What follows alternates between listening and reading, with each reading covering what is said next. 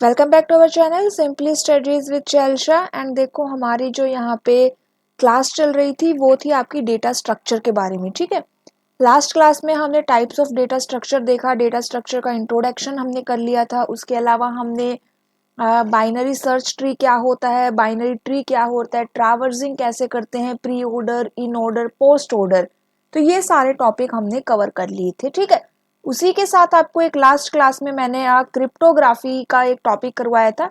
MCQs भी हमने किए थे क्योंकि आपके बीपीएससी के एग्जाम में क्रिप्टोग्राफी से क्वेश्चन आया हुआ है। तो हमने डेटा स्ट्रक्चर के बाद आपके क्रिप्टोग्राफी वाला टॉपिक किया था। तो अगर आपने क्लास नहीं देखी है तो देख लीजिएगा, इंपॉर्टेंट टॉपिक है आपके बीपीएससी एग्जाम और बिहार स्टेट के एग्जाम के पॉइंट ऑफ व्यू से।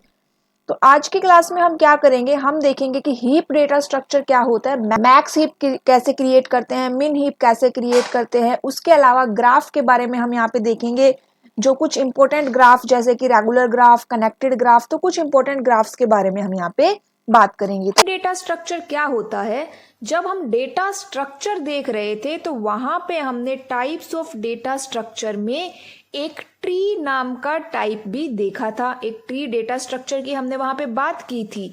तो ये जो हीप है ये क्या है, एक special tree based data structure है। इतना हमें पता चला कि जो ट्री डेटा स्ट्रक्चर है उसी की एक ये स्पेशल टाइप है।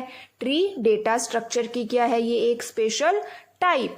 इसमें एक और कंडीशन है, वो कंडीशन क्या है कि जो हमारा ट्री है वो क्या होना चाहिए, कंप्लीट बाइनरी ट्री होना चाहिए।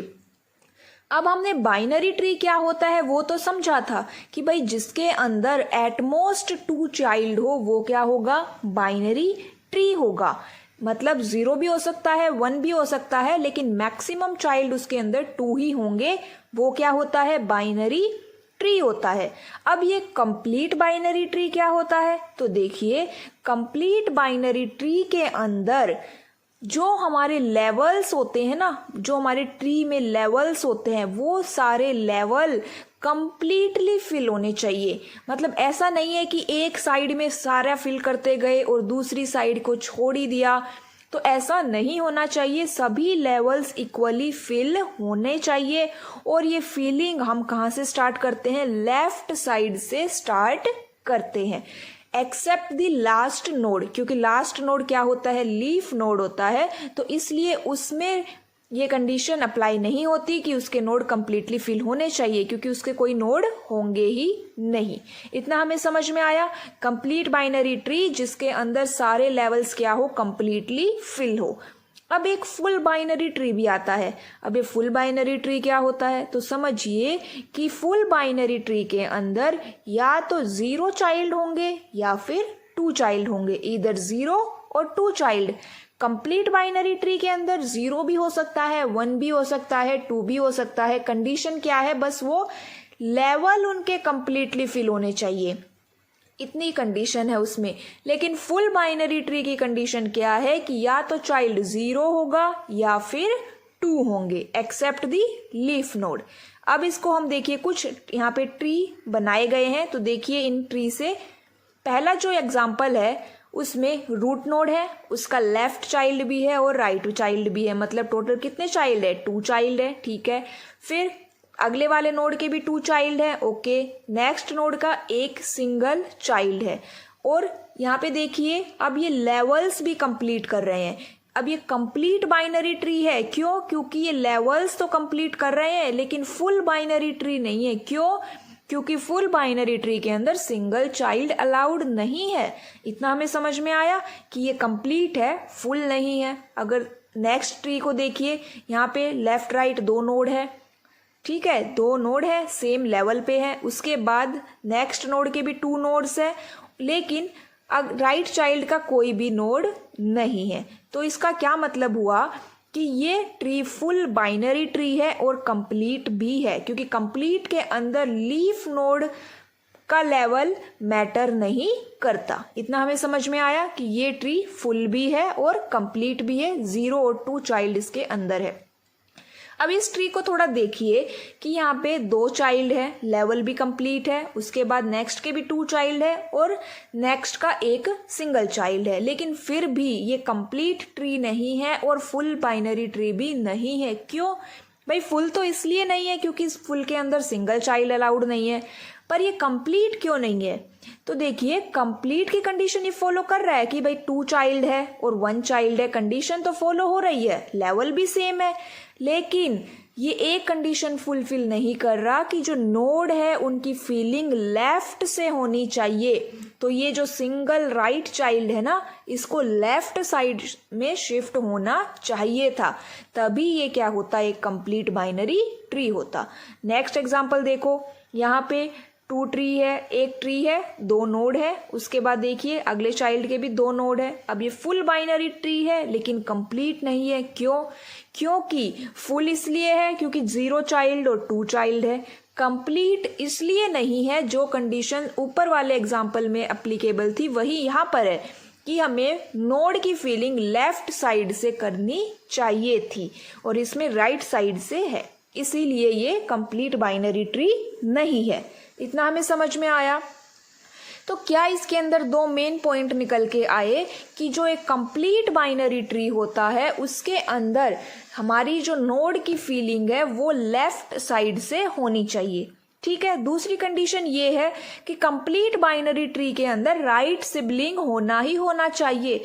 ऐसा नहीं है कि हम लेफ्ट साइड से फिल कर रहे हैं और लेफ्ट साइड में ही फिल करते गए, राइट साइड में कोई सिबलिंग कोई चाइल्ड हमने दिया ही नहीं। एक ये क्या हो जाएगा, एक पूरी तरह से लेफ्ट बेस्ड ट्री हो जाएगा, तो ये भी कंप्लीट बाइनरी ट्री के अंदर नहीं आता। अब आपको समझ में आया कि कंप्लीट और फुल बाइनरी ट्री क्या होता है। अब इनके बारे में हम देख लेते हैं कुछ डिफरेंस। तो देखो कंप्लीट बाइनरी ट्री के अंदर हमें जो लास्ट नोड है ना, केवल लास्ट नोड के अंदर सिंगल चाइल्ड अलाउड है, बीच में कहीं पे नहीं दे सकते, केवल लास्ट नोड के ऊपर ही हम सिंगल चाइल्ड को यूज कर सकते हैं। इतनी बात आपको समझ में आई। जैसे ये एक ट्री बनाते हैं हम, रूट नोड है, उसका लेफ्ट और राइट यहाँ पे 2 चाइल्ड दे दिए, फिर हमने फिर एक लेफ्ट चाइल्ड बनाया और फिर उसका लेफ्ट और राइट चाइल्ड बनाया, तो यहाँ पे या फिर अगर आप बनाना चाहो तो उस राइट चाइल्ड के भी 2 नोड बना सकते हो, फिर भी ये एक कंप्लीट बाइनरी ट्री नहीं है। क्यों? क्योंकि ऊपर जो सिंगल चाइल्ड है वो बीच में कहीं पे आया है, और फुल बाइनरी ट्री के अंदर तो सिंगल चाइल्ड अलाउड ही नहीं है।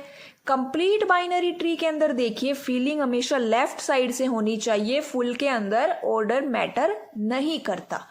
कंप्लीट बाइनरी ट्री को हम हीप बेस्ड डेटा स्ट्रक्चर के अंदर यूज करते हैं, मतलब हीप के अंदर भी ये लेफ्ट फीलिंग वाली कंडीशन अप्लीकेबल होगी। फुल के लिए ऐसी कोई एप्लीकेशन नहीं है, ठीक है। कंप्लीट बाइनरी ट्री को ऑलमोस्ट बाइनरी ट्री बोलते हैं, लेकिन फुल बाइनरी ट्री को प्रॉपर बाइनरी ट्री और 2 ट्री कहते हैं। उसके बाद इस कंडीशन को थोड़ा ध्यान से देखिए कि जो कंप्लीट बाइनरी ट्री है उसके अंदर हर जो लीव्स नोड है ना, लीव्स नोड कौन से होते हैं, जिनके चाइल्ड होते हैं, उनकी डेप्थ सेम होनी चाहिए। क्या होनी चाहिए? उनकी डेप्थ सेम होनी चाहिए। ऐसा ना हो कि एक लीव्स को तो आपने एक डेप्थ पे ही छोड़ दिया और बाकी क्या कर रहे हो, दूसरी साइड में आप डेप्थ को इंक्रीज करते जा रहे हो, लेकिन राइट साइड में हम कोई डेप्थ को इंक्रीज कर ही नहीं रहे हैं, तो ये भी कंप्लीट बाइनरी ट्री नहीं होगा। फुल बाइनरी ट्री के अंदर डेप्थ मैटर नहीं करती। अब हीप्स के 2 टाइप होते हैं, मैक्स हीप ट्री और मिन हीप ट्री। आज की क्लास में हम मैक्स हीप ट्री कैसे क्रिएट होते हैं और कैसे डिलीट होते हैं ये देखेंगे। तो देखिए मैक्स हीप ट्री को इस ट्री से समझिएगा। इस ट्री के अंदर एक रूट नोड है, एक लेफ्ट चाइल्ड है और एक उसका राइट चाइल्ड है, ठीक है। सिंपल से है, 3 नोड है हमारे पास, एक रूट, एक लेफ्ट और एक राइट। अब मैक्स हीप ट्री ये कहता है कि जो रूट नोड है वो हमेशा ग्रेटर होना चाहिए लेफ्ट और राइट सब ट्री से। क्या होने चाहिए? लेफ्ट और राइट चाइल्ड से रूट हमेशा क्या होना चाहिए? ग्रेटर होना चाहिए। जैसे यहाँ पे 40 और 50 से 100 ग्रेटर है, 10 और 20 40 से ग्रेटर है, 40 और 50 100 से लेजर है, और 10 और 20 40 से लेजर है, 50 और 40 50 से लेजर है, इक्वल हो सकते हैं, ठीक है। तो मतलब यहाँ पे क्या कहा गया कि जो मैक्स हीप है उसके अंदर रूट नोड की वैल्यू लेफ्ट और राइट चाइल्ड से हमेशा ग्रेटर होगी। इतना हमें समझ में आया। इक्वल हो सकती है लेकिन ग्रेटर होगी, ठीक है। लेफ्ट या राइट चाइल्ड की वैल्यू रूट वैल्यू के इक्वल हो सकती है, उससे ग्रेटर नहीं हो सकती। इतना आपको समझ में आया। अब अगर मिन हीप की बात करें तो मिन हीप के अंदर रूट की वैल्यू क्या होगी, मिनिमम होगी। अब यहाँ पे देखो कि total number of comparisons required in the max heap is according to the height of tree. इसमें कितने कंपैरिजन होंगे ये किसके ऊपर डिपेंड करता है कि हमारे ट्री की हाइट क्या है, और एक कंप्लीट बाइनरी ट्री की हाइट होती है log n, इसीलिए उसकी टाइम कॉम्प्लेक्सिटी भी क्या होती है, log n। अब यहाँ पे देखिए एक मैक्स हीप कैसे क्रिएट किया जाता है। हमें कुछ एलिमेंट्स यहाँ पे दिए गए हैं, इन एलिमेंट से हमें क्या बनाना है, एक मैक्स हीप बिल्ड करना है। तो चलिए स्टार्टिंग में सब क्या होता है, एम्प्टी होता है। ट्री क्या होता है, स्टार्टिंग में एम्प्टी होता है। याद रखिएगा मैक्स हीप के अंदर रूट की वैल्यू ग्रेटर होनी चाहिए। तो सबसे पहले एलिमेंट आया 4, हमने 4 को एंटर कर लिया। फिर आया 1, फिलिंग कहाँ से होगी, लेफ्ट साइड से। तो 1 कहाँ पे जाएगा, 4 के लेफ्ट चाइल्ड बनेगा। 1 क्या बनेगा, 4 का लेफ्ट चाइल्ड बनेगा। यहाँ पे देखिए 1 और 4 को कंपेयर कीजिए, 4 यहाँ पे ग्रेटर है, ठीक है। उसके बाद आया 3 कहाँ पे जाएगा, अब 3 4 का राइट चाइल्ड बन जाएगा, यहाँ पे राइट चाइल्ड बन गया। उसके बाद कहाँ पे गए हम, 2 के पास। अब यहाँ पे गए 2, तो यहाँ पे 2 देखिए कहाँ जाएगा 2, अब लेफ्ट साइड की बारी आई, लेफ्ट साइड का टर्न आया, तो जो 2 है वो 1 का लेफ्ट चाइल्ड बन जाएगा। कंडीशन चेक कीजिए, 2 और 1 में ग्रेटर कौन है, 2, लेकिन रूट नोड कौन है यहाँ पर, 1। तो मतलब यहाँ पे क्या होगी, स्वैपिंग होगी, क्योंकि रूट नोड क्या होना चाहिए, ग्रेटर होना चाहिए, फिर चाहे वो सब ट्री ही क्यों ना हो। तो हमने यहाँ पे स्वैपिंग कर दी और हमारा ट्री कुछ इस तरह से दिखाई देगा। अब आता है हमारा एलिमेंट 16 कहाँ पे जाएगा, तो 16 देखिए 2 का राइट चाइल्ड बनेगा। 16 कहाँ पे जाएगा, 2 का राइट चाइल्ड बनेगा। हमने राइट चाइल्ड में एंट्री कर दी 16 की। अब हम क्या करेंगे, कंपैरिजन करेंगे। तो यहाँ पे 16 और 2 को कंपेयर करेंगे। 2 क्या है, रूट एलिमेंट है, और 16 उसका राइट चाइल्ड है। 2 एलिमेंट ग्रेटर होना चाहिए लेकिन वो स्मॉलर है, तो यहाँ पे क्या हो गई, स्वैपिंग हो गई। 16 ऊपर चला जाएगा और 2 नीचे आ जाएगा। अब 16 और 4 का कंपैरिजन करेंगे, तो यहाँ पे देखिए 16 ऊपर जाएगा और 4 इसका नीचे आ जाएगा। तो हमारा ट्री कैसे बन जाएगा, कुछ इस तरह से दिखाई देगा, 16 4 3 1 2। हमारा ट्री कैसा बन गया, कुछ इस टाइप से आपको दिखाई देगा, ठीक है। इतना हमें समझ में आया। अब बात करते हैं नेक्स्ट एलिमेंट की, वो कौन सा है, 9। तो 9 एलिमेंट यहाँ पे कैसे ऐड होगा, 9 एलिमेंट 3 का लेफ्ट चाइल्ड बन जाएगा। कंपेयर कीजिए तो क्या हो जाएगी, यहाँ पे भी स्वैपिंग होगी। तो 9 ऊपर चला गया और 3 नीचे आ जाएगा, ठीक है। इतना हो गया। उसके बाद नेक्स्ट एलिमेंट कौन आया, उसके बाद 9 और 16 का पहले कंपैरिजन होगा। देखिए यहाँ पे ओके है वो सब कुछ। अब नेक्स्ट एलिमेंट की बात करते हैं 10। तो यहाँ पे 10 9 का राइट चाइल्ड बन जाएगा, ठीक है। 9 का राइट चाइल्ड बन गया। कंपैरिजन कीजिए, कंपैरिजन करेंगे, 9 नीचे आ जाएगा और 10 ऊपर चला जाएगा। 10 और 16 का कंपैरिजन कीजिए, तो यहाँ पे ये ओके है। तो अब हमारा ट्री कैसा दिखाई देगा, तो देखिए हमारा ट्री स्टेप नंबर 7 में दिखाई दे रहा है। कुछ इस टाइप से हमारा ट्री अभी दिखेगा, 16 4 10 1 2 3 9। अब एलिमेंट आता है 14। तो 14 अब कहाँ पे ऐड होगा, 14 1 का लेफ्ट चाइल्ड बनेगा। स्वैपिंग होगी यहाँ पे 14 और 1 की, स्वैपिंग हो गई। नेक्स्ट स्टेप में देखिए स्वैपिंग हो गई 14 और 1 की। अब 14 और 4 की भी क्या होगी, स्वैपिंग होगी। तो हमने क्या कर दिया, 14 और 4 को क्या कर दिया, स्वैप कर दिया। हमारा ट्री कुछ इस तरह से दिखाई देगा। अब कौन सा एलिमेंट हुआ, अब एलिमेंट ऐड होगा यहाँ पर 8 कहाँ पे ऐड होगा, 8 4 का राइट चाइल्ड बनेगा, ठीक है। 4 का राइट चाइल्ड बनेगा। 4 और 8 को कंपेयर कीजिए, क्या होगी यहाँ पे, स्वैपिंग होगी।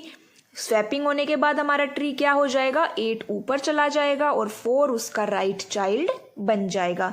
नेक्स्ट एलिमेंट कौन सा आता है, 7। 7 कहाँ पे जाएगा, 7 2 का लेफ्ट चाइल्ड बनेगा। कंपैरिजन कीजिए, 2 यहाँ पे स्मॉलर है, 7 ग्रेटर है, स्वैपिंग हो जाएगी यहाँ पर भी, 7 ऊपर जाएगा और 2 नीचे आएगा।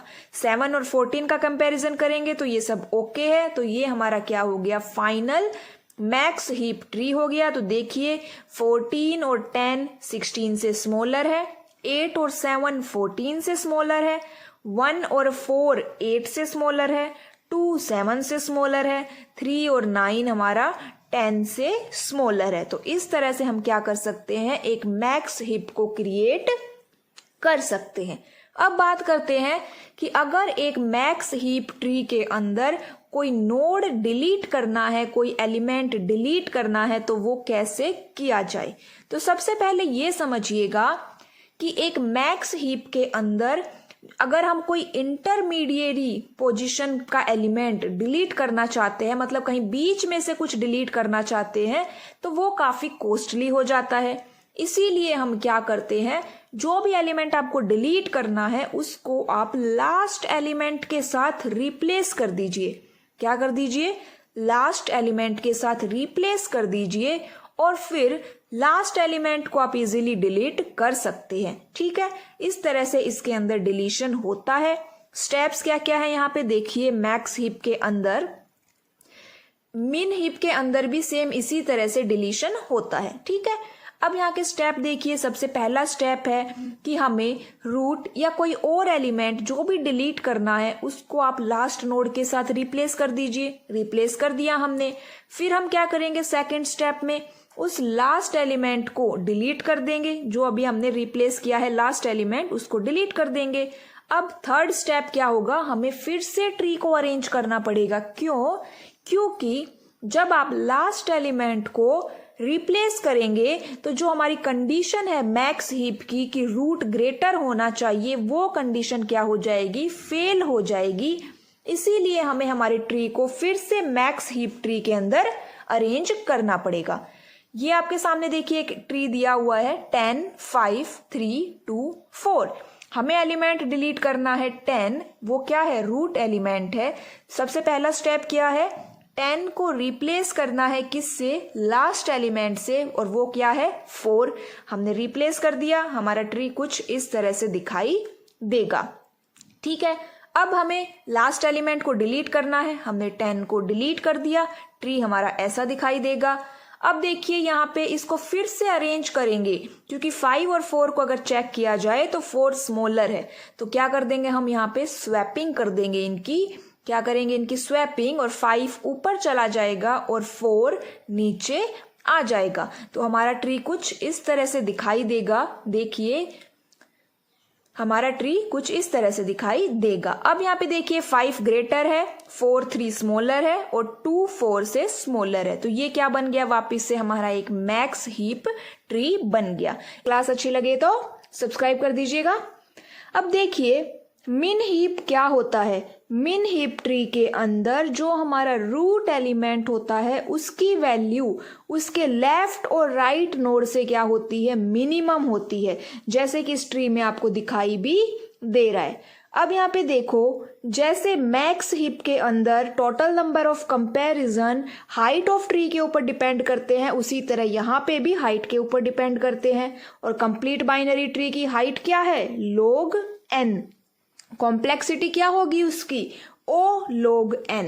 अब यहाँ पे देखिए कि एक मिन हीप के अंदर एलिमेंट को डिलीट कैसे किया जाता है, तो सेम वही स्टेप्स फॉलो होते हैं जो मैक्स हीप के अंदर होते हैं। बस एक डिफरेंस है, जब हम थर्ड स्टेप के अंदर अपने ट्री को फिर से रीअरेंज करते हैं तो वहां पे हम मैक्स हीप के अकॉर्डिंग करते हैं और यहाँ पे हम उसको मिन हीप के लिए करते हैं। अब बात करते हैं मिन हीप को कैसे क्रिएट किया जाता है। तो यहाँ पे एक लिस्ट दी हुई है, देखिए 40 एलिमेंट को सबसे पहले हमने यहाँ पे ऐड कर दिया। उसके बाद नेक्स्ट एलिमेंट कौन सा है, 20। कहाँ पे ऐड होगा, लेफ्ट साइड में ऐड होगा, 40 और 20। अब यहाँ पे कंपैरिजन होगा, रूट एलिमेंट क्या होना चाहिए, मिनिमम होना चाहिए, इसीलिए यहाँ पे इसकी स्वैपिंग होगी। स्वैपिंग होने के बाद कैसा दिखाई देगा हमारा ट्री, 20 40। नेक्स्ट एलिमेंट है 80, 80 को हमने ऐड कर दिया 20 का राइट चाइल्ड, ठीक है, 20 का राइट चाइल्ड हो गया। कंपैरिजन किया 20 और 80 में, सब कुछ यहाँ पे ठीक है, 20 क्या है, स्मॉलर है। अब आते हैं, बात करते हैं 60 एलिमेंट की। तो यहाँ पे 60 40 का लेफ्ट चाइल्ड बन गया, कंपैरिजन हुआ, 40 स्मॉलर है तो कोई स्वैपिंग की यहाँ पे रिक्वायरमेंट नहीं है। नेक्स्ट एलिमेंट आता है हमारा यहाँ पे 30, 30 क्या हो जाएगा, 40 का राइट चाइल्ड बन जाएगा। कंपैरिजन होगा 40 और 30 में, 40 क्या है, यहाँ पे रूट एलिमेंट है और क्या होना चाहिए, मिनिमम, इसीलिए यहाँ पे होगी उनकी स्वैपिंग। स्वैपिंग होने के बाद ये इस तरह से दिखाई देगा आपको 30 60 40। अब 10 को ऐड कर दिया हमने, 10 कहाँ पे ऐड होगा, 80 के लेफ्ट चाइल्ड बनेगा, 10 क्या बनेगा, 80 का लेफ्ट चाइल्ड। क्या होगी इनके बीच में, स्वैपिंग होगी, क्योंकि 80 क्या है, ग्रेटर है, तो यहाँ पे 10 और 80 हो गया। अब 20 और 10 का भी कंपैरिजन होगा यहाँ पे, तो 20 क्या है, रूट एलिमेंट, वो ग्रेटर है, इसीलिए यहाँ पे क्या होगी, फिर से स्वैपिंग होगी और 10 क्या बन जाएगा, रूट एलिमेंट। तो लास्ट में जो हमें दिखाई देगा ये क्या है, हमारा मिन हीप ट्री है, जहां पे जितने भी चाइल्ड एलिमेंट है वो अपने रूट से क्या है, ग्रेटर है। इतना हमें समझ में आया कि कैसे हमने एक मिन हीप ट्री को बिल्ड किया। अब बात करते हैं हीप डेटा स्ट्रक्चर पे कौन कौन से ऑपरेशंस परफॉर्म होते हैं। तो देखिए, एक नाम आता है हीपीफाई। अब ये हीपीफाई क्या होता है कि जब हम किसी ट्री को मैक्स हीप या मीन हीप के अकॉर्डिंग रीअरेंज करते हैं तो उस प्रोसेस को क्या बोलते हैं, हीपीफाई बोलते हैं। एलिमेंट को इंसर्ट कर सकते हैं, डिलीट भी कर सकते हैं। मैक्स हीप के अंदर हम मैक्सिमम एलिमेंट को फाइंड आउट कर सकते हैं, जो भी मैक्सिमम एलिमेंट होगा वहां पे जिसकी वैल्यू मैक्सिमम होगी। मिन हीप के अंदर जिस एलिमेंट की वैल्यू मिनिमम है हम उसको फाइंड आउट कर सकते हैं, और ये दोनों ही क्या होते हैं, रूट एलिमेंट होते हैं। उसी तरह हम मैक्सिमम और मिन एलिमेंट को क्या कर सकते हैं, रिमूव भी कर सकते हैं। अब बात करते हैं एप्लीकेशंस की। तो देखिए कहाँ कहाँ यूज होता है, priority queue, binomial Q, Fibonacci heap, order statistic. इसका क्या मतलब है कि हम स्मॉलेस्ट और लार्जेस्ट एलिमेंट को यहाँ पे डिटरमाइन कर सकते हैं। एडवांटेजेस क्या क्या है, देखिए, मैक्सिमम और मिनिमम एलिमेंट को हम यहाँ पे काफी फास्ट एक्सेस होती है उनको डिटरमाइन या फाइंड करने में। उसके अलावा इंसर्शन और डिलीशन भी काफी अच्छे से होता है। ओ लॉग एन इसकी क्या है, कॉम्प्लेक्सिटी है। ओ का मतलब यहाँ पे बिग ओ है। फ्लेक्सिबल साइज होता है, इंक्रीज और डिक्रीज भी हो कर सकते हैं हम इसको। implemented as an array। Next है suitable for real time applications। अब बात करते हैं इसके डिसएडवांटेजेस की। तो देखिए यहाँ पे डिसएडवांटेज क्या है कि अगर हमें रूट के अलावा कोई और एलिमेंट को सर्च करना है तो उसके लिए क्या है, ये बेस्ट एल्गोरिदम नहीं है, क्योंकि इसकी क्या हो जाएगी, वो वर्स्ट केस में चला जाएगा। एक्स्ट्रा मेमोरी लगती है to maintain heap structure. And third क्या है, ये बाकी डेटा स्ट्रक्चर से क्या है, स्लोअर है। क्यों, for non priority queue operation. किसके लिए, जो नॉन प्रायोरिटी क्यू ऑपरेशन है उनके लिए ये स्लोअर है। अब हम बात कर लेते हैं बाइनरी सर्च ट्री के एडवांटेजेस और डिसएडवांटेजेस की। तो देखिए एप्लीकेशंस क्या क्या है इसकी, कहाँ पे यूज होता है ये, for indexing, to implement various data structures, to implement various searching algorithms, to store and quickly data retrieve in computer simulation, to implement decision tree in encryption algorithm, to compress data, to implement Huffman coding algorithm in spell checker or in priority queues। इन सब में क्या use होता है, binary search tree. अब बात करते हैं इसके एडवांटेजेस की। तो यहाँ पे देखिए फास्ट इंसर्शन और डिलीशन होगा, लेकिन हमारा ट्री क्या होना चाहिए, बैलेंस्ड होना चाहिए। सर्चिंग भी यहाँ पे काफी फास्ट होती है। थर्ड क्या है, यहाँ पर एफिशिएंट है। क्यों, क्योंकि ये केवल एलिमेंट को स्टोर करता है, एडिशनल मेमोरी जैसे कि पॉइंटर्स के लिए हमें एडिशनल मेमोरी की रिक्वायरमेंट नहीं होती। बाकी डेटा स्ट्रक्चर से सिंपल है। ऑटोमेटिकली जैसे ही हम कोई भी एलिमेंट को इंसर्ट करेंगे तो वो शॉर्टेड में ही इंसर्ट होगा। इसका मतलब elements are always stored in sorted order. Easy modify हो सकता है टू स्टोर एडिशनल डेटा, और ये क्या है, फ्लेक्सिबल भी है। अब बात करते हैं इसके डिसएडवांटेजेस की। तो देखिए, बैलेंसिंग की यहाँ पे एक प्रॉब्लम आती है, क्योंकि हमें इंसर्शन और डिलीशन कब होगा हमारा, जब हमारा ट्री बैलेंस्ड होगा। ठीक है, हमें हमारे ट्री को बैलेंस्ड बनाना पड़ेगा। सेकंड, अगर हमें कोई रैंडमली डेटा को एक्सेस करना है तो उसके लिए ये जो बाइनरी ट्री है, वो बाइनरी सर्च ट्री है, वो सुइटेबल नहीं है। ठीक है, अब बात करते हैं कि ये बैलेंस्ड बाइनरी ट्री क्या होता है। तो देखिए, बैलेंस्ड बाइनरी ट्री में 3 कंडीशंस होती है कि जो हमारी हाइट है लेफ्ट और राइट ट्री की for any node does not differ by more than 1। मतलब जो लेफ्ट और राइट ट्री है उनकी जो हाइट है वो 1 से अलग नहीं होनी चाहिए। कितनी होनी चाहिए, वो हमेशा 1 ही होनी चाहिए। और ये कंडीशन लेफ्ट और राइट दोनों सब ट्री के लिए क्या है, अप्लीकेबल। तो चलिए स्टार्ट करते हैं रेगुलर ग्राफ से। सबसे पहले हमें ये पता होना चाहिए कि सिंपल ग्राफ क्या होता है। अब देखिए, सिंपल ग्राफ वो ग्राफ होता है जिसमें किन्हीं भी 2 वर्टिसेस के बीच में एक से ज्यादा एजेस ना हो। जैसे ये आपके सामने एक ग्राफ दिखाई दिया, उसमें हमने ए से बी जाने के लिए 3 एजेस को यूज किया है। 3 एजेस की कोई रिक्वायरमेंट नहीं है, हम केवल एक सिंगल एज से भी वर्टेक्स को रीच कर सकते हैं। तो अगर इन एजेस को रिमूव कर दिया जाए और 2 वर्टिसेस के बीच में केवल एक सिंगल एज हो तो वो क्या कहलाता है, सिंपल ग्राफ। ठीक है, अब देखिए, जो सिंपल ग्राफ है उसको हम रेगुलर ग्राफ भी बोलते हैं। कब बोलते हैं, अगर उस ग्राफ की सभी वर्टिसेस की डिग्री इक्वल हो, तब वो क्या कहलाएगा, रेगुलर ग्राफ। अब बात कर लेते हैं, एक कंप्लीट ग्राफ भी होता है। कंप्लीट ग्राफ रेगुलर होते हैं लेकिन इसका ऑपोजिट ट्रू नहीं है। ठीक है, अब ये कंप्लीट ग्राफ क्या होता है, तो देखिए, कंप्लीट ग्राफ या फुल ग्राफ, इसके अंदर सभी वर्टेक्स एक दूसरे से जुड़े होते हैं। मतलब हम एक वर्टेक्स से सभी वर्टेक्स को क्या कर सकते हैं, विजिट कर सकते हैं। और जो रेगुलर ग्राफ है वो क्या होता है, उसके अंदर वर्टेक्स की डिग्री क्या होनी चाहिए, इक्वल होनी चाहिए। अब यहाँ पे देखो, जैसे ये एक ग्राफ बना रहे हैं, उस ग्राफ की 2 क्या है, एजेस है। उन ग्राफ की 2 एजेस है। अगर सभी वर्टेक्स की 2 एजेस है तो मतलब डिग्री क्या हो गई, इक्वल हो गई। तो वो क्या हो गया, एक रेगुलर ग्राफ हो गया। और अगर हम एक वर्टेक्स से सभी वर्टेक्स को विजिट कर पा रहे हैं, या हम कहें कि सभी वर्टेक्स से एक दूसरे को विजिट कर पा रहे हैं, तो वो क्या हो गया, कंप्लीट ग्राफ हो गया। कंप्लीट ग्राफ रेगुलर ग्राफ हो सकता है। ठीक है, अब बात करते हैं डिग्री की।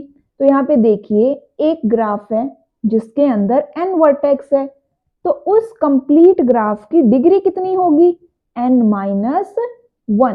डिग्री क्या होती है कि एक वर्टेक्स से आउटगोइंग एजेस कितनी है।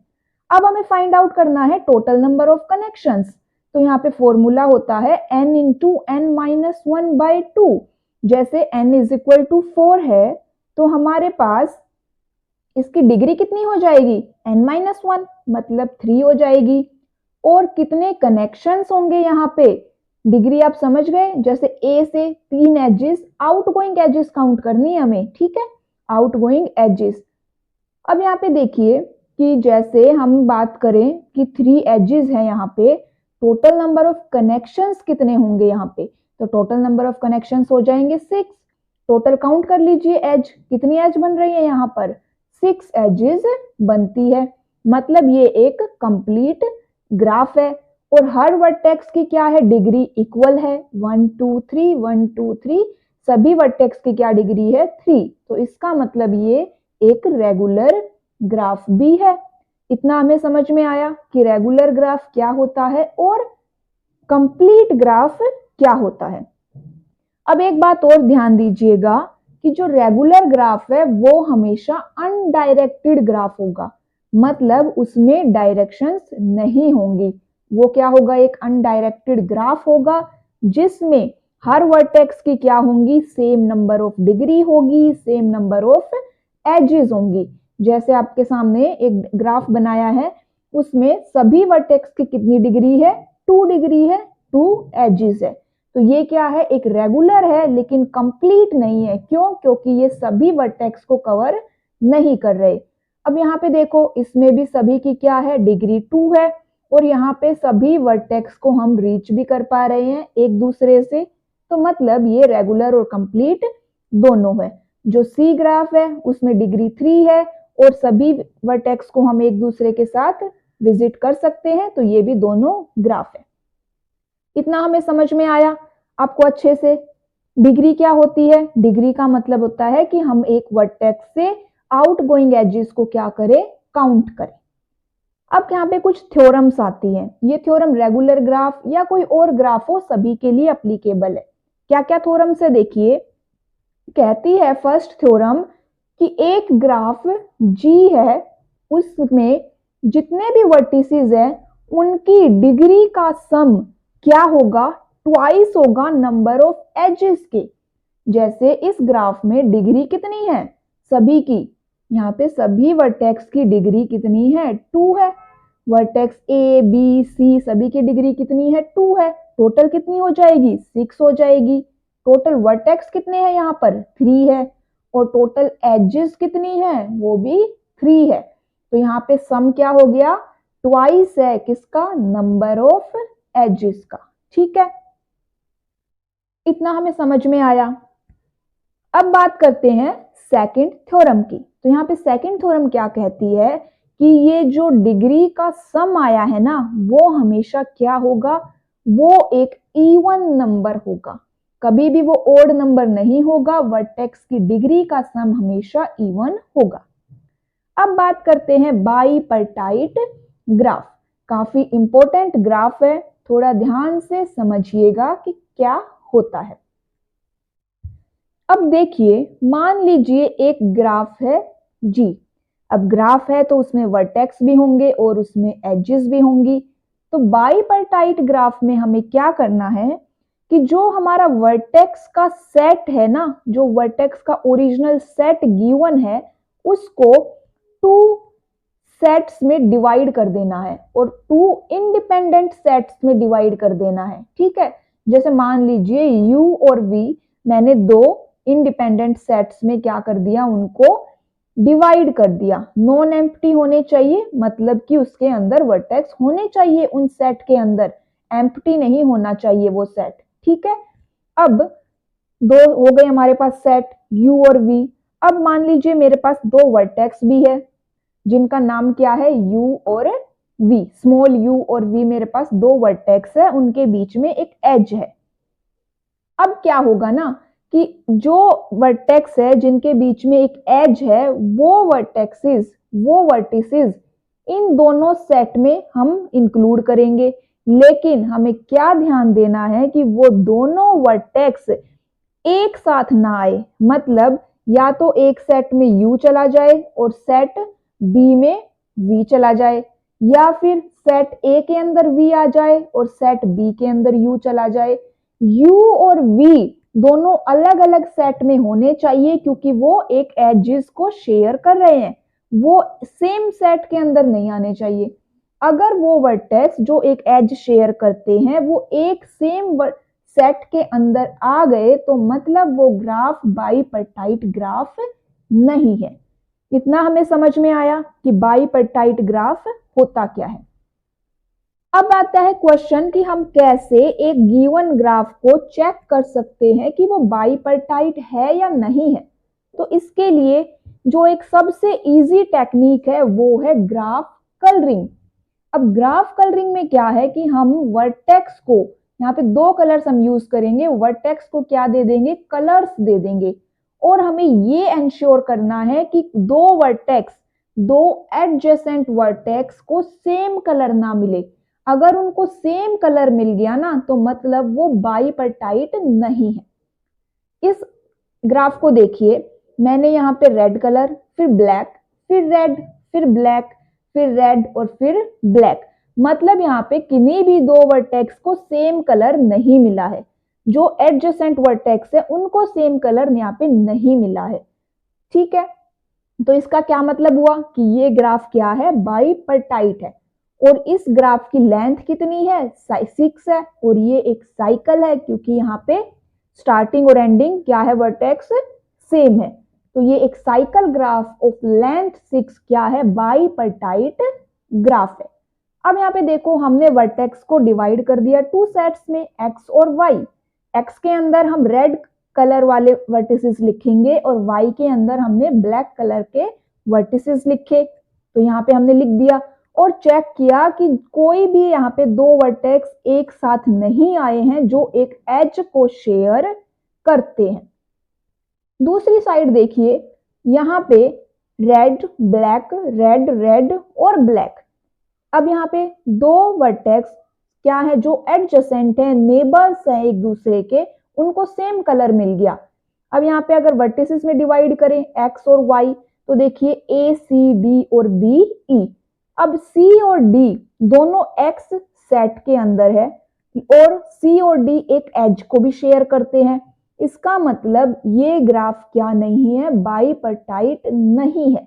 लेंथ कितनी है इसकी, 5, तो मतलब 5 लेंथ का जो ग्राफ होगा वो बाइपर्टाइट नहीं होगा। अब बात करते हैं कनेक्टेड और डिसकनेक्टेड ग्राफ की। तो कनेक्टेड ग्राफ क्या होता है, कुछ इस तरह से समझिएगा कि हमारे पास एक ग्राफ है और उस ग्राफ में से अगर हम कोई एक एज रिमूव कर दे और फिर भी वो ग्राफ कनेक्ट रहे तो वो क्या कहलाएगा, कनेक्टेड ग्राफ कहलाता है। के यहाँ पे इसकी कनेक्टिविटी को रिप्रेजेंट करता है।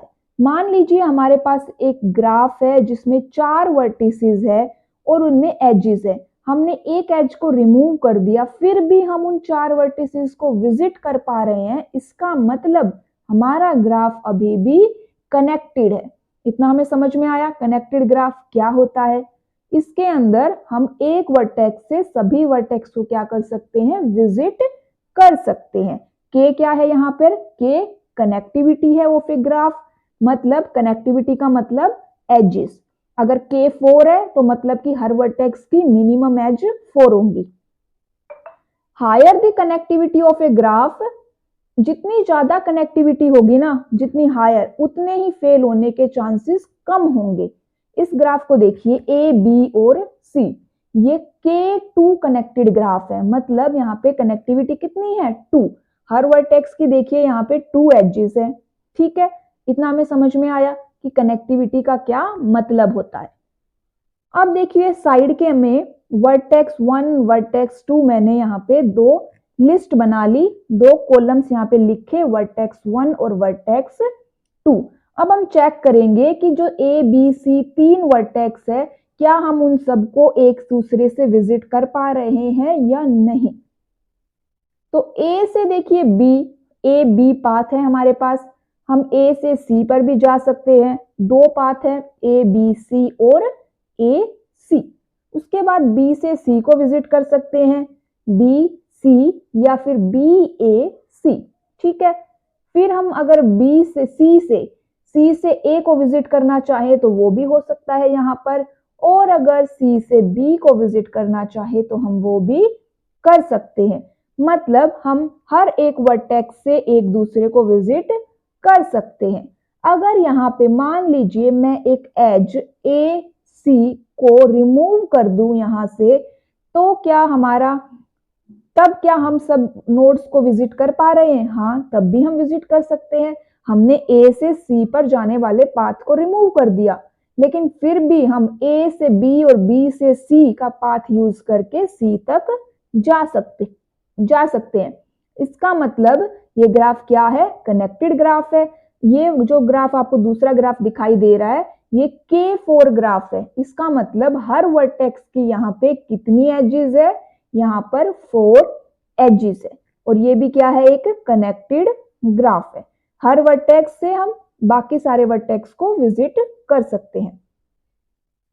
अब बात करते हैं प्रॉपर्टीज की। प्रॉपर्टीज क्या क्या होती है? रोबस्टनेस, इसका मतलब क्या हुआ कि अगर किसी एक वर्टेक्स की एज को रिमूव कर दिया जाए तो फेल होने के चांसेस यहाँ पे कम है। मिनिमम डिग्री, मिनिमम डिग्री का मतलब होता है कि K4, मान लीजिए K4 गिवन है तो वहां पे एक वर्टेक्स की कम से कम मिनिमम उसकी 4 एजेस तो होनी ही चाहिए।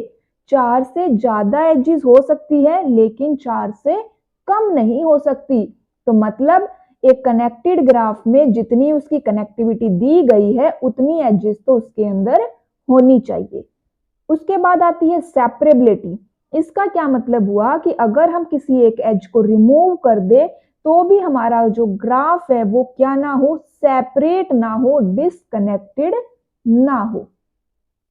इतना हमें समझ में आया।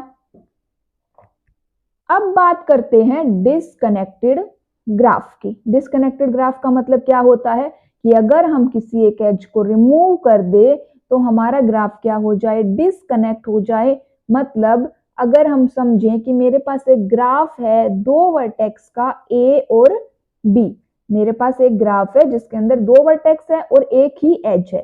अब मैंने इस एक एज को ही रिमूव कर दिया तो A और B को एक दूसरे से विजिट करवाने के लिए हमारे पास कोई और पाथ नहीं है।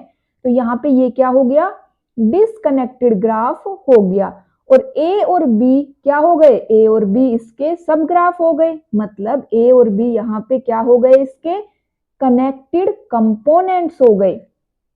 इतना हमें समझ में आया कि अगर एक ग्राफ डिसकनेक्टेड है तो उसके एवरी मैक्सिमल कनेक्टेड सब graph is called a connected component of graph जी। अब ये कनेक्टेड कंपोनेंट क्या होते हैं, तो चलिए इसको भी हम थोड़ा सा अच्छे से और डिस्कस करते हैं कि कनेक्टेड कंपोनेंट्स क्या है। तो इसको एक एग्जांपल के थ्रू समझिएगा कि हमारे पास एक ग्राफ है जिसमें वर्टेक्स और एजेस गिवन है। ये एक ग्राफ है आपके सामने A B C D, क्या देख रहे हैं हम, डिसकनेक्टेड ग्राफ। तो यहाँ पे ये ग्राफ क्या है, एक डिसकनेक्टेड ग्राफ है। क्यों? क्योंकि इसके अंदर A से C को विजिट नहीं कर सकते, B से D को विजिट नहीं कर सकते। तो ये क्या है, एक डिसकनेक्टेड ग्राफ है। अब इसके सब ग्राफ क्या क्या बन सकते हैं, सब ग्राफ बन सकता है A से B, G1 नाम दे दिया हमने, और C से D, G2 उसको नाम दे दिया। तो ये जो सब ग्राफ बने हैं ये हमारे ग्राफ के क्या कहलाएंगे, कनेक्टेड कंपोनेंट्स कहलाएंगे। यहाँ पे एक बात ध्यान रखनी है, जो कनेक्टेड कंपोनेंट्स होते हैं ना वो किसी दूसरे कनेक्टेड कंपोनेंट के अंदर इंक्लूड नहीं होने चाहिए। मतलब ये आइडेंटिकल होने चाहिए। अगर एक सब ग्राफ में कोई एज इंक्लूड है तो वो एज दूसरे सब ग्राफ में इंक्लूड नहीं होनी चाहिए। इतना हमें समझ में आया कि कैसे ये ग्राफ डिसकनेक्टेड है कि हम A से C, B से D को विजिट नहीं कर पा रहे हैं।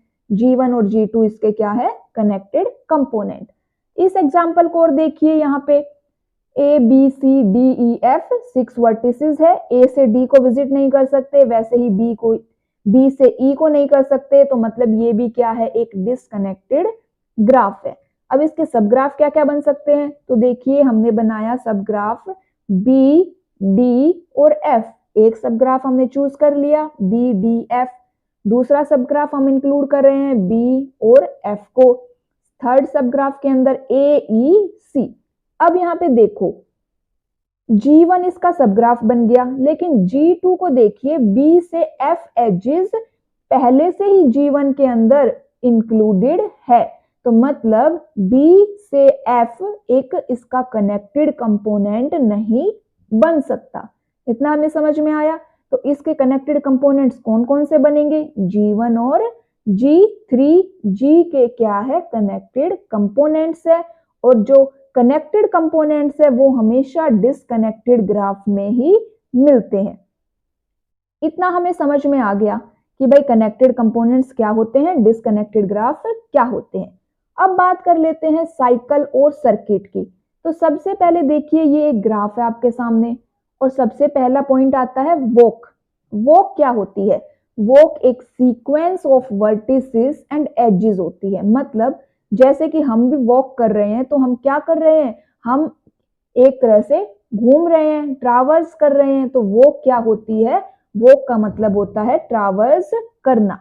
हम एक नोड से दूसरे नोड को क्या कर रहे हैं, ट्रैवर्स कर रहे हैं। वॉक यहाँ पे देखिए दो टाइप की होती है, ओपन वॉक और क्लोज्ड वॉक। अब यहाँ पे ओपन वॉक क्या होती है, जिसके अंदर आपने जहां से शुरू किया था और आपने जहां पे खत्म किया है वो नोड क्या है, डिफरेंट है। मतलब 1 से 2, 2 से 3, 3 से 5 और 5 से 4, ये क्या हो गई, मेरी एक ओपन वॉक हो गई। अगर क्लोज्ड वॉक की बात की जाए तो मैं 4 से 1 पर भी चली गई वापस, तो मतलब स्टार्टिंग से एंडिंग वर्टेक्स क्या है यहाँ पर, सेम है, वो क्या होगी, क्लोज्ड वॉक होगी। अब ये बात करें चाहे closed circuit, open circuit, closed cycle, open cycle, closed trail, open trail, तो क्लोज्ड और ओपन का मीनिंग सेम होगा। यहाँ पर ओपन मतलब कि वर्टिसेस डिफरेंट है और क्लोज्ड का मतलब स्टार्टिंग और एंडिंग वर्टेक्स सेम है। अब ट्रेल क्या होती है, तो ट्रेल एक ओपन वॉक होती है। ओपन मतलब स्टार्टिंग और एंडिंग वर्टेक्स डिफरेंट है। In which no edges are repeated और वर्टेक्स कैन बी रिपीटेड।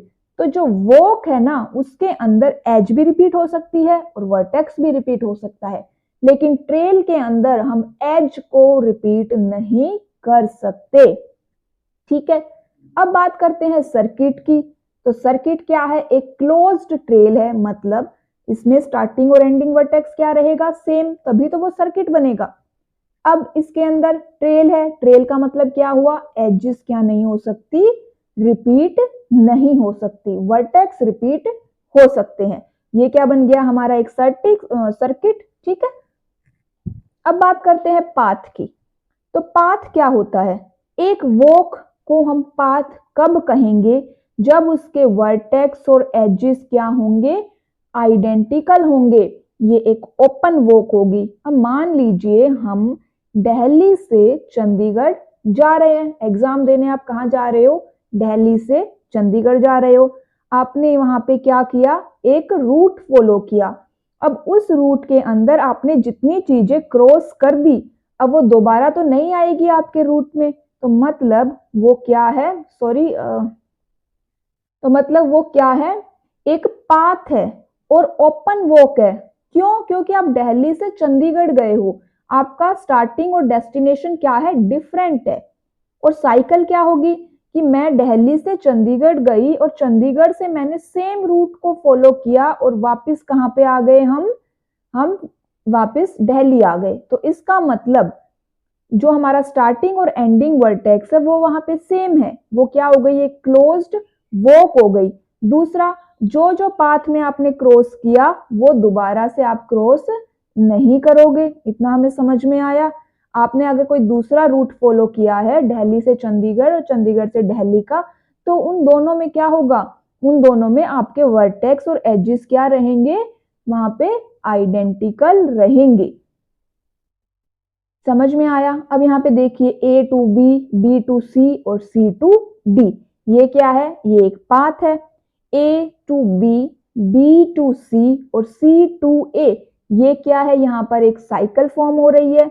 ठीक है, अब यहाँ पे देखिए A से B, B से C, C से D, D से B एंड B से A, मतलब बट यहाँ पे एजेस को रिपीट नहीं किया गया है। ये क्या है, यहाँ पे एक सर्किट फॉर्म हो रहा है। इतना हमें समझ में आया कि पाथ क्या होता है, साइकिल क्या होता है और सर्किट क्या होता है।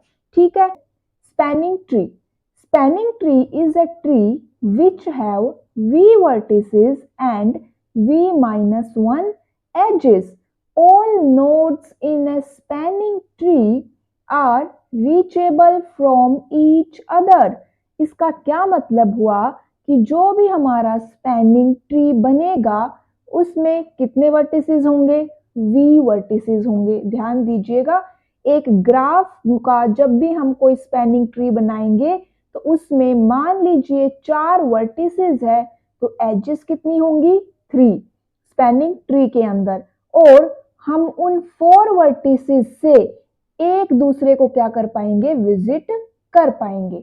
अब बात करते हैं मिनिमम स्पैनिंग ट्री क्या होता है। तो देखिए, सबसे पहली बात तो हमें ये पता होनी चाहिए कि जो स्पैनिंग ट्री है या मिनिमम स्पैनिंग ट्री है उसके अंदर साइकिल नहीं बनता, ठीक है। और अगर मिनिमम स्पैनिंग ट्री की बात हो रही है तो हम सभी नोड्स को विजिट करेंगे, लेकिन मिनिमम लेजर वेट के साथ।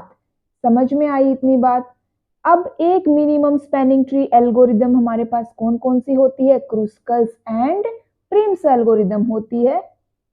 ग्राफ देखिए ए बी सी, इसके स्पैनिंग ट्री कौन कौन से हो सकते हैं, ए बी सी से विजिट कर रहे हैं, ए सी बी या फिर ए बी सी। मतलब हर एक स्पैनिंग ट्री में देखिएगा साइकिल नहीं बन रही है और टोटल 3 वर्टिसेस है और एजेस कितनी है, यहाँ पर 2 है। तो क्या समझ में आया हमें कि एक स्पैनिंग ट्री वो होता है जिसके अंदर कोई साइकिल नहीं होती और वो डिसकनेक्टेड भी नहीं हो सकता।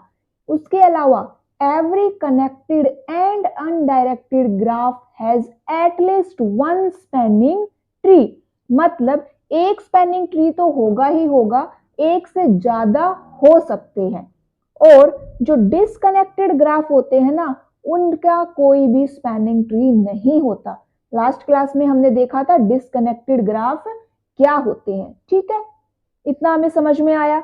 अब देखिए, एक स्पैनिंग ट्री डिसकनेक्टेड क्यों नहीं हो सकता, ये बात आपको समझ में आ गई, क्योंकि हमें सारे वर्टिसेस को विजिट करना होता है। अब बात करते हैं a spanning tree is a subset of graph. क्या होता है, स्पैनिंग ट्री एक तरह से एक ग्राफ का सबसेट ही होता है जिसमें हम सभी वर्टिसेस को विजिट करते हैं। देखिए, सभी वर्टिसेस को क्या करते हैं, हम विजिट करते हैं, लेकिन with minimum number of edges. जैसे इस ग्राफ में अगर मैं ये 3 एक्स्ट्रा एजेस और ऐड कर दूं और एक नोड हमने ऐड कर दिया डी, और ए टू डी और डी टू सी भी एजेस है। अब हमें क्या करना है, जो एक्स्ट्रा एजेस है ना उनको यहाँ पे हमें क्या करना है, रिमूव करना है, ठीक है। इतना हमें समझ में आया। अब बात करते हैं एक कंप्लीट अनडायरेक्टेड ग्राफ में कितने स्पैनिंग ट्री हो सकते हैं। तो मिनिमम 1 और मैक्सिमम n की पावर n-2। जैसे अगर 3 वर्टिसेस है तो n क्या हो गए यहाँ पे 3 और स्पैनिंग ट्री कितने हो जाएंगे, 3। अब बात करते हैं प्रॉपर्टीज की। तो क्या क्या प्रॉपर्टीज है कि भाई एक कनेक्टेड ग्राफ में एक से ज्यादा स्पैनिंग ट्री हो सकता है, ठीक है। अभी हमने देखा भी कि एक से ज्यादा स्पैनिंग ट्री हो सकते हैं। दूसरा पॉइंट क्या है कि हर स्पैनिंग ट्री में सेम नंबर ऑफ एज और वर्टिसेस होंगे, एक साइकिल नहीं बनेगा। और अगर हम एक एज को रिमूव कर दें तो हमारा स्पैनिंग ट्री क्या बन जाएगा, डिसकनेक्टेड बन जाएगा। क्यों, क्योंकि जो मिनिमम स्पैनिंग ट्री होता है ना उसके अंदर कम से कम एजेस होती है, और अगर आपने सभी एजेस क्या होती है, इक्वली इंपॉर्टेंट होती है। और अगर हमने एक एज को रिमूव कर दिया तो मतलब हम एक नोड से उस दूसरे नोड को अब विजिट नहीं कर सकते, ठीक है। इतनी बात हमें समझ में आई। तो हमारा ग्राफ क्या बन जाएगा, डिसकनेक्टेड। और अगर आप एक एज और ऐड कर दो तो हमारा स्पैनिंग ट्री एक साइकिल क्रिएट कर देगा। इतना हमें समझ में आया। ये कुछ एप्लीकेशंस यहाँ पे गिवन है, ठीक है। अब बात करते हैं क्रुस्कल्स एल्गोरिदम की। तो देखिए, क्रुस्कल एल्गोरिदम क्या होता है। Kruskal algorithm minimum spanning tree को फाइंड आउट करने की एक टेक्निक है, और minimum spanning tree weighted graph का फाइंड आउट होता है। इतना हमें समझ में आया, क्योंकि वेटेड ग्राफ में क्या गिवन होता है, वेट, और उसी वेट के अकॉर्डिंग हम यहाँ पे क्या करते हैं, एजेस की शॉर्टिंग करते हैं। तो सबसे पहला स्टेप क्या है कि हमें इंक्रीजिंग ऑर्डर में क्या कर ली, हमारी एजेस को शॉर्ट कर लिया, ठीक है। सेकंड स्टेप क्या रहेगा, देखिए सबसे पहले हमने क्या कर लिया, इंक्रीजिंग ऑर्डर में जो भी हमारा वेट गिवन है उसके अकॉर्डिंग एजेस को शॉर्टिंग कर ली। अब हमें सबसे स्मॉलेस्ट एज को पिक करना है। कौन सी एज पिक करेंगे? जिसका वेट सबसे कम होगा। फिर हम ये चेक करेंगे कि वो एज कोई साइकिल तो नहीं बना रही है। अगर वो साइकिल बना रही है तो हम उसको रिजेक्ट कर देंगे, अदरवाइज हम उसको इंक्लूड कर लेंगे। और ये स्टेप कब तक रिपीट करने हैं? जब तक हमारे पास v-1 एजेस है। एग्जाम्पल से समझते हैं। देखिए आपके सामने एक ग्राफ दिया गया है, 4 वर्टिसेस है और उनके कुछ वेट यहाँ पे गिवन है। अब सबसे पहला स्टेप क्या है कि हमें इन एजेस को क्या करना है, इनके वेट के अकॉर्डिंग इंक्रीजिंग ऑर्डर में इनकी क्या करनी है, शॉर्टिंग करनी है। ठीक है, तो सबसे पहले हम इनकी क्या कर लेंगे, शॉर्टिंग।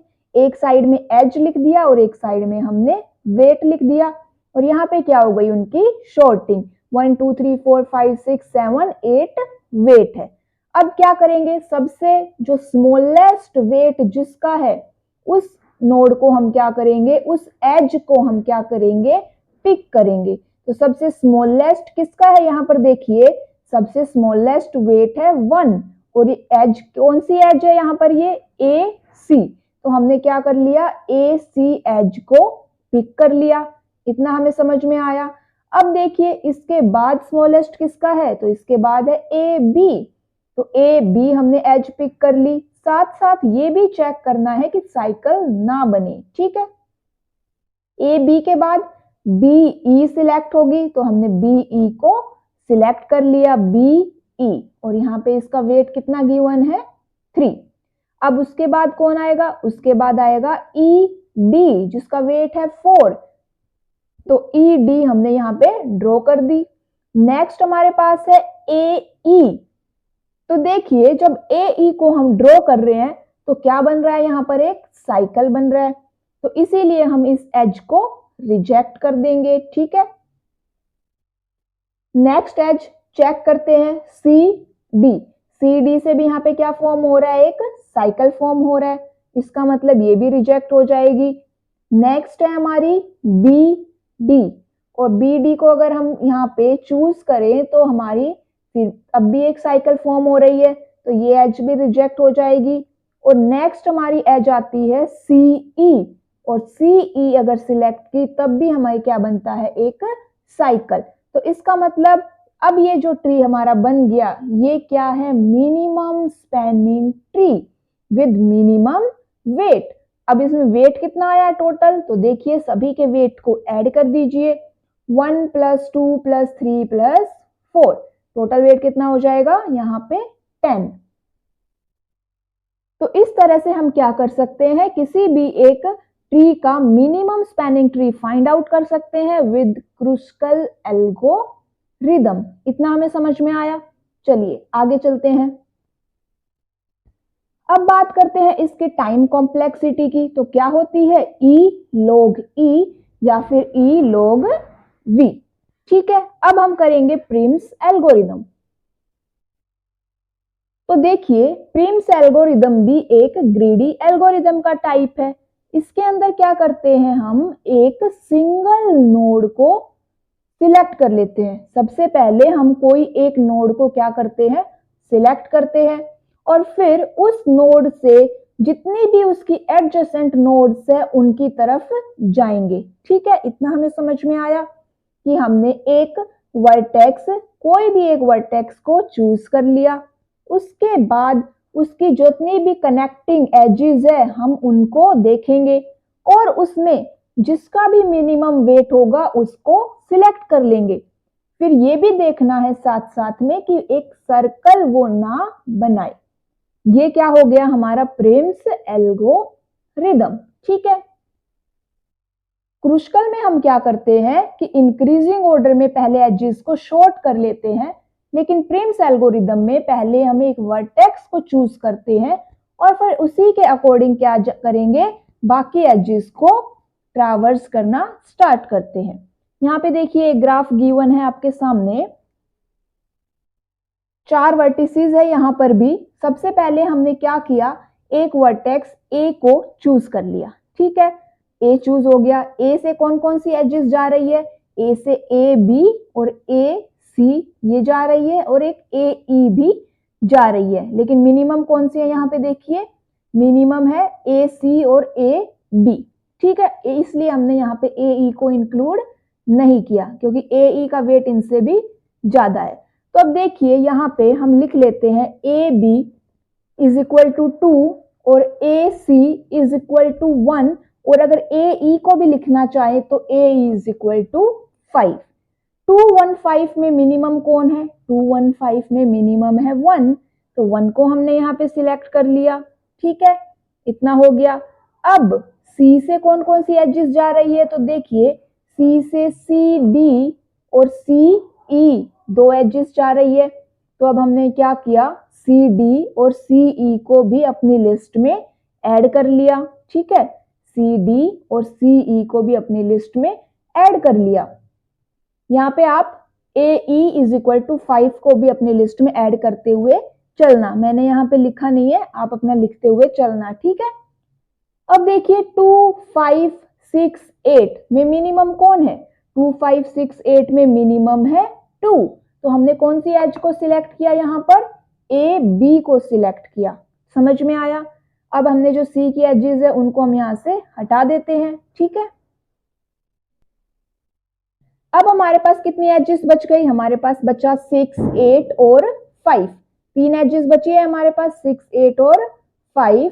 अब इसमें देखिए कि बी से कौन सी एजेस जा रही है, बी से जा रही है बी ई और बी डी, मतलब 3 और 7, 3 और 7। अब इन सब में सबसे मिनिमम कौन है, सबसे मिनिमम है यहाँ पर 3, तो हमने कौन सी एज सिलेक्ट कर ली, यहाँ पर हमने एज सिलेक्ट कर ली 3, और जो चूज कर चुके हैं उनको हम यहाँ से रिमूव कर देते हैं।